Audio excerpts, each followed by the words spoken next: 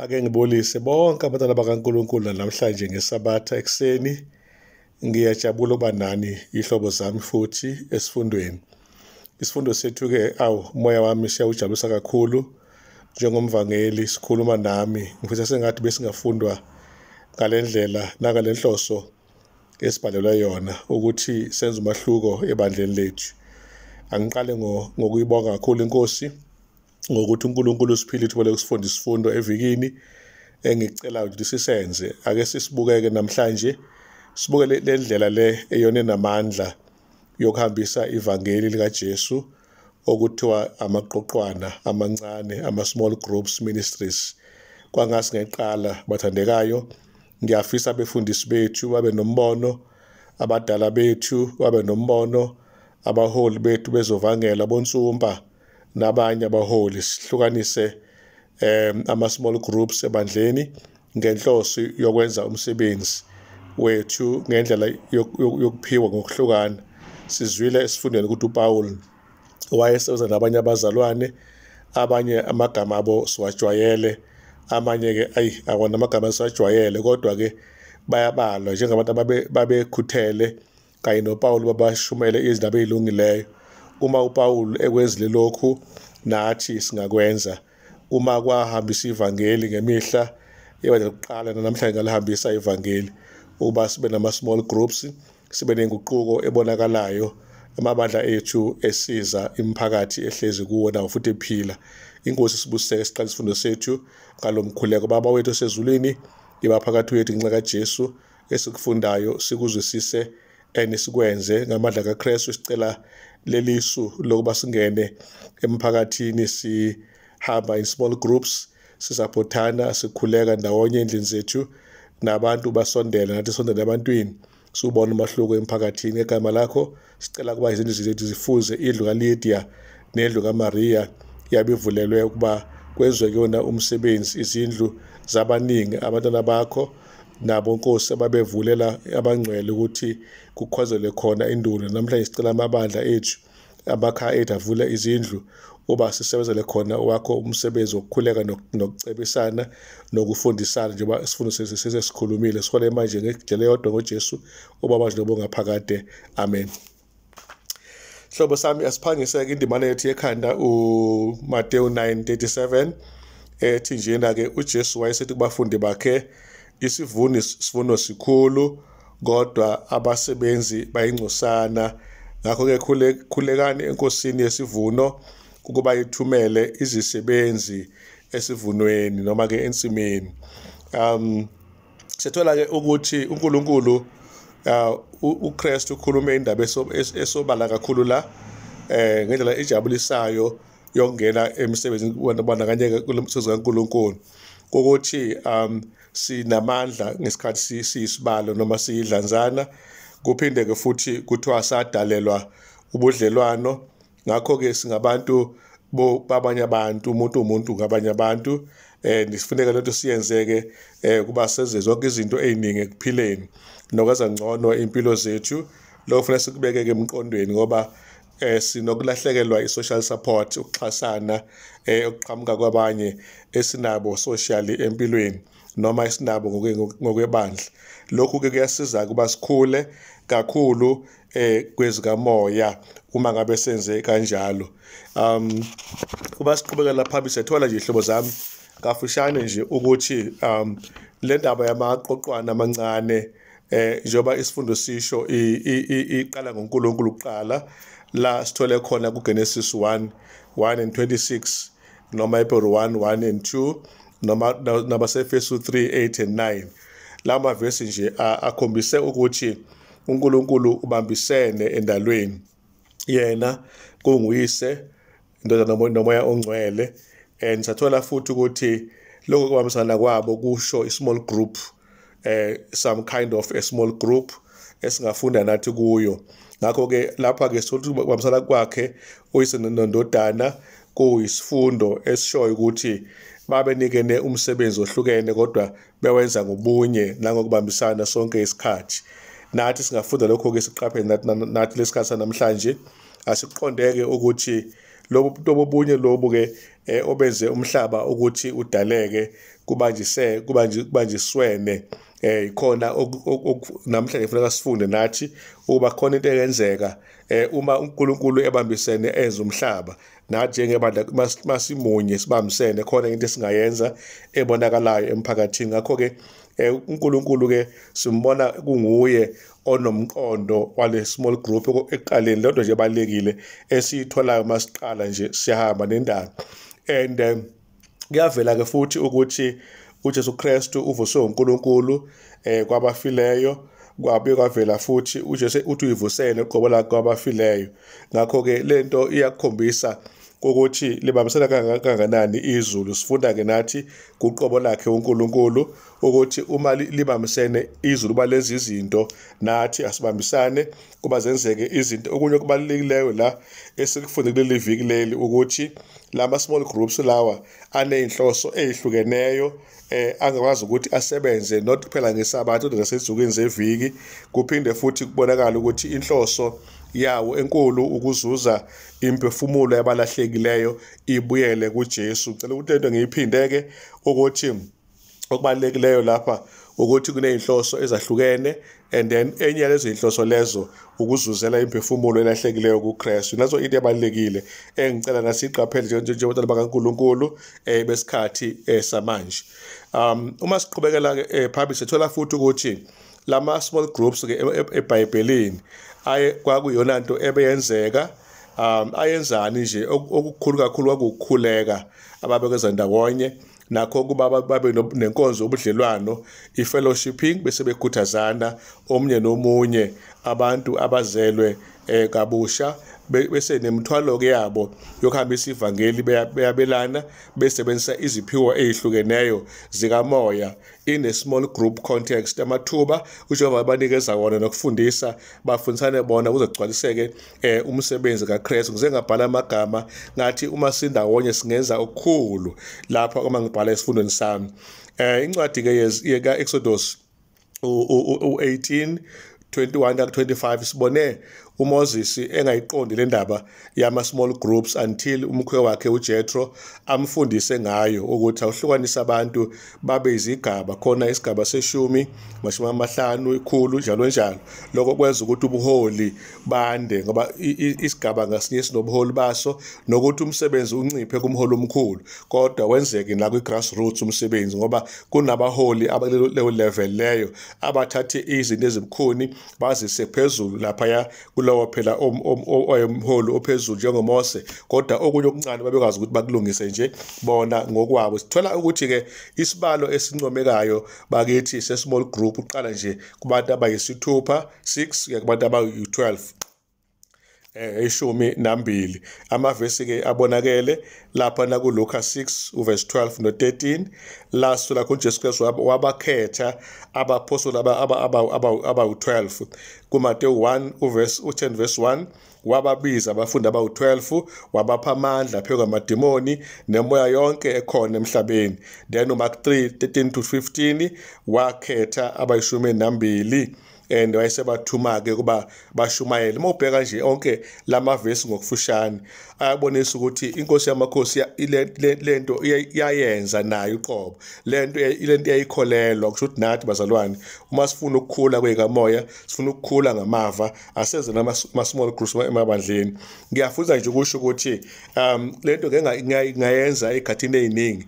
Ngise Newcastle ngo-2000 sayenza laphana eNewcastle yaba nomphumela. Sasine small group of 15 we baptize abantu abawu7. Ngiyabalileka kuphela kuningi nokunye nasemsinga before ke Newcastle ngisenza ngayo ama small groups. Imindeni eminingi ngangihambile emakhaya kwabaphathisa umndeni wakwaNgwane, umndeni wakwaLanga, umndeni akwangubane neminye imindeni eyangena ebandleni cishe wonke umuntu noma iningi labo ngenxa yale ndaba yama small group. Ngiphinde futhi esinyabusi ngaba nawo igroup encane yabantu esasifunda nabo izwi kaNkulunkulu noma ke sabuye sabashiya ke itransfer transfer yafike ngakaqedi umsebenzi okuyinto ke evamswe umonakalo indaba zama transfer kwesinye isikhathi zifika umsebenzi usha wonakale mawuhamba wena mfundisi amalungu ebandla sele avela iyeke yonke lento nomfundisi ofikayo naye angaxhumula ukade usebenza khona bese umsebenzi uyalimala kodwa engikutholayo nje ukuthi embhalweni uNkulunkulu uyathanda kakhulu ukusebenza ngamaqoqwana amancane bengisathi ke uNkulunkulu ngokombhalo amaqoqwana amancane uyasebenza ngawo ukufinyelela ebantwini ukuze ke khanjiswe ke ivangeli zenzeke ke izinto ezinkulu agcwaliseke noMateyu 24 uverse 14 engikholwa ukuthi uma isikhathi sesinjena kwi-21st century postmodernism la kungaselula ukuba abantu baqoqane ndawonye khona njengasemathendeni kufanele sicabange indaba ama-small groups ukuze singene la kuma-gated community sikwazi ukungena njengabantu abazokhuleka uma ngabe kunezidingo zabantu and then kuqala kwakhe ubuhlobo until sesama-Bible studies ebantwini ngalokho bazuzekeke kufanele kube khona iy'nkonzo ey'hlelekile u1 Corinthians chapter 12-25 uyasitshela-ke ngokuthi abafundi bakaJesu bakwazi ukusebenza ngendlela eyodwa ngoba babethole izipho zikamoya ezazenza ukuthi banjiswane njengomzimba womuntu obambisene umzimba ke asikho isitho esizifuna ukuthi siyikhethe sithi hayi mina ngoba angikona ukuthi angiyena ingxenye yomzimba wonke umuntu osebandleni ukhona iqhaza elisile angalibamba eyihlo lebandla ezinyawo zebandla ezindlebe zebandla engamakhala ebandla eyinhloko yebandla engumzimba ingxenye yomzimba wasebandleni kuningi angakwenza umuntu sikhonza naye uNkulunkulu sithola lapha ukuthi uPaul uyabonisa ukuthi izipho zikamoya ngizona ezibalulekile kakhulu ezembulwayo empilweni yebandla okumele futhi zikwazi ukuthi zibonise nokuhleleka ibandla elikhona uma sibuka ke izipho zikamoya la kwingqikithi yomzimba webandla ke ilapho siyibona khona ukuthi zingempela zingasebenza njengoba nomzimba nawo usebenza kahle uma uxhumene uphila siyabona umzimba okhubazekile ukuthi uba nenkinga nyani kodwa umzimba ophilile ukwazi ukwenza kahle konke njengoba sikhuluma ngo-anatomy no-physiology izinto ezikhomba ukuphila kwama-body organs izitho zomzimba ezihlangene esibala phakathi izinto ezisiza ekuphefumuleni nekhanda konke okukhona emzimbeni kunosizo okwenza ukuthi umuntu akwazi ukuphila impilo normal akwazi nokubhalansa ilongana yakhe impilo ngenxa yokuba umzimba wakhe ukwazi ukuma ngendlela yakhona efanelekile ama-body parts enza izinto zawo ngokubaleka kwazo ukuze bonke abantu bakwazi uba nenhloso eyodwa egcineni bekuqhamukeke ukuthi uma ngabe kunjalo emvelweni kusho ukuthi nalapho eziphweni ngamoya kumele kube njalo uma siphela amandla sikhathala ngeke sikhathale kalula uma siqhamuka sindawonye singabantu abanenhloso eyodwa kanye nenjongo eyodwa nomzamo owodwa wokuthi sigxilise indaba zethu ekuzuzeni abanye abantu akho-ke amaqoqwana amancane ama-small groups ayiwona ngcono ekwenzeni ekusebenziseni iziphuzo zethu kamoya nokuthi-ke kube yona inhliziyo yebandla lelo umama wayethi-ke yasitshela-ke ukuthi asakheni-ke izinkampani ezincane zamaKristu enze imizamo yokudlulisa-ke ivangeli uthi lokhu ngakuthola kulona ongeke aze alenze iphutha ukuthi-ke ibandla-ke mali likhulu kakhulu amalunga alo awathi ukuhlukahlukana into small companies akwazi-ke ukuhlukana bese-ke enza umsebenzi for abantu abakholwayo ngamanye amazwi nabantu futhi abangafikanga ekholweni lokhu kufanele kwenzeke-ke ukuze iqiniso lihambe liye kubantu sihamba umshungu wayisebenzi sikwazi ukuba sihlangene simunye singahlukene njengeketango senze umsebenzi wethu sikukhuthaza nothandweni ebunyeni kanye futhi nasekuthenini sihambise indaba elungileyo sithola amandla ngoba sisizana omunye nomunye kubalekile-ke engikuthandileyo nje igama elizikhiye ukukhula ngenxa yama-small groups sikhula kanjani kweyikamoya nangamava ubudlelwano munye nomunye kanye futhi nokusebenzisa ke iziphiwo uNkulunkulu asiphe zona ke lonto ke umbhalo wethu ongcwele oyishoyo nomama White ayishilo yonke. Abasiqhubekela phambili sithola ukuthi kwiTestamente Elisha abakhona ngabela amaqoqwana amancane okuyiwona azala amabandla ayisemakhulu esekhona ngesikhathi zabapostoli abanjengoPaul nabanye. Sithola ukuthi le model lena ke isitshengisa kakhulu ibandla eminyakeni emfushane kwase kuthola abantu abakholwayo abazinkulungwane zeyishumi beqhamuka ke ngenxa yale nkonzo ukuthi umphakathi wawulungiselele uba uhambise indaba elungileyo.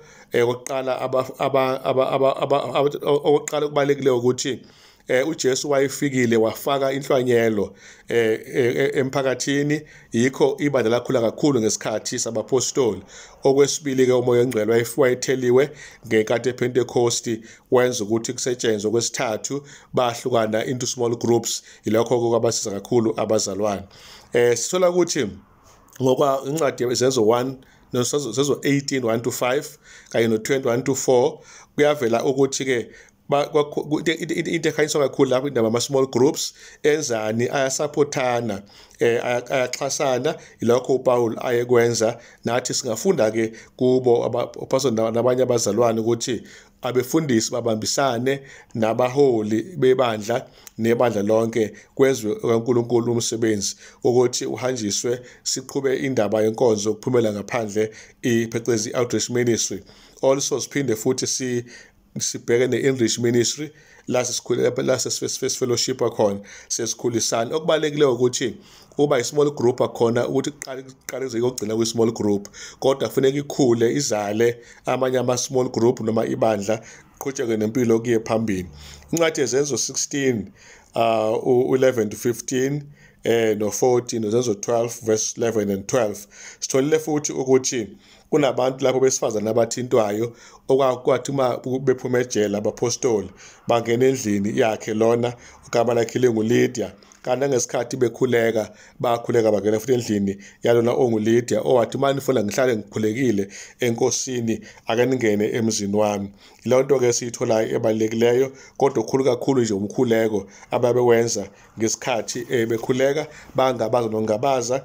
Uma ifika insizwa esephumule ejele uPetro, umuntu owakwazi ukuthi ababone uRoda owakwazi ukuthi abe nokholo ngesikhathi abanye bethi bengacabanga sephumile uPetro ejele. So ngokufushane nje uthandekayo, ibandla likafiki kulokhu asilicele silingele kuJehova lifike kule ndaba small groups lisebenze ibandla lezi okaNkulunkulu umsebenzi ube ngoya phambili.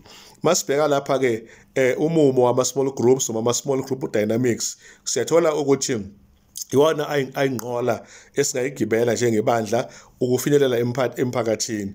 Iwona futhi ayindawo ephephileyo yokuthi abantu bakwazi ukukhuluma ngokukhuleka ngenkinga zabo bese siyakwazi ukukhulekisana ngengxaki esinazo in a small group context. Iyaphinda futhi lethi sinikeza ithuba lokukhuleka kamoya nokukhula kokunakekelana kwethu njengabantu abakholwayo ebudlalwaneni. And then futhi abaningi abangamaKristu bazizwa ke bengahle babe nokuba nesabelo kangcono kuma small groups kunokuba zovashela ibandla elikhulu enkonzweni. Alright ke lawo magama ke sothola namhlanje uzenzo 4:31, uzenzo 12 verse 12, 20 17-19, 10:7-32 sithola ini lapho na sola ukuthi izinto ababezenza abantwana bakaNkulunkulu oqala babekuthandaza, okwesibili babefundisana, okwesithathu babenikana izeluleko, prayer, taught and then gave counsel. Kwakuyizinto eziwu-3 abazenzayo lapho. AmaKristu okuqala ke bazalwane ayehlangana engayiphi inhloso yokuthi azonxuselana kuNkulunkulu, akhulekele izinkinga ezijwayelekile ewathintayo, kodwa bese khula iqina ebunyeni noma ebudlaleni babo noNkulunkulu nomunye befunda ezikaNkulunkulu bese beyahlomela ukusebenza, bese beyasizana bavikelane kuba angabikho ozodliwa imfundiso zamadimoni noma imfundiso zamanga, bese bebe nesabelo ekuphumeni boshumela ivangeli ngaphandle. uMateyu 9:37-38 uyaphinda futhi uyasitshela ukuthi abavuni baningi kahle amasimu akhona avuthiwe kodwa abavuni bayingcosana. Lena singayishintsha ke namhlanje ngokuba sibe labo bafundi abafuna ukuthi siyosebenza nathi uze uNkulunkulu umsebenzi ukwazi ukuthi wenzeke. Uyabhala ke lawo mbhalo abafundi bakaJesu bebona nje progress yabo evangeli incane kodwa futhi uJesu yena wabona amathuba amakhulu. Indaba ezinhleke zabiwa kwase kuba nesivuno ke esikhulu kakhulu nenkinga bakwazi ukuthi bayitholeke ukuthi inkinga ikuphi base bekhuleka ke ngenkinga. Ngakho ke namhlanje ikhambi lethu njengamaKristu umkhuleko ukuze uNkulunkulu athumele abavuni abaningi bese ke siphuma ke in small groups sikhuleka kuKristu sizokhula ngokusheshsha ke uma sibambisene kanjalo esivunweni. Masigxila nje kafushane indaba ama-small group yona elekelelayo ukuba ke sifakaze nokuthi sisebenze. Ama-small groups futhi ayafa uma ngabe inward focus. Kumele abe into outward focus egxila kakhulu ngaphandle even though nathi sidingana ngaphakathi kodwa ikakhulu asicabange nabantu esingakakhozi nabo uba singafinyelela kanjani ukubona basifundise ngevangeli. Uma senze kanjalo singayikhozi thina sikhoza uNkulunkulu kanjalo ama-small groups ethu ayoba nenhloso engeke ilahleke endleleni kodwa kuze segcineni. Sengathi small group ingaphakama ke ime ngeenyawo babadleni ukuze sikwazi ukuthi ngayo sifundisane ekholweni, ngayo siphinde futhi sinikana amafa okufakaza ngoJesu. Inkosi ngathi ngasibusethethekayo isilekele kakhulu sishumayele I must say alikafiki la ibandla kumele ngabe selifika khona la namhlanje kodwa akasiza uNkulunkulu sikwazi ukuthi uzibone nawe ukuthi ayikho indlela yoba ne small group in your own home. Uvula ikhaya lakho for abantu mhlawumbe ababiza for bapha nje ama-meals abase bakhona umkhuleko nezincwadi azohamba nazo bayoyifunda. Lokho ngakusiza kakhulu. Inkosi ibuseke ufakazi bese ngeke ngabuthinta kancane uma kufila kukhuluma ngaleli bandla ukuthi lali ibandla nje elingathi limi ndawonye alikhuli kodwa bahlangana into small group. Umfundisi nebandla kwi-churchboard bahlukanisela into small group asebenza baba nabantu ababe ngamashumi amane bebafundisa labantu abawu-40 u-17 wakhona wabhajatiswa.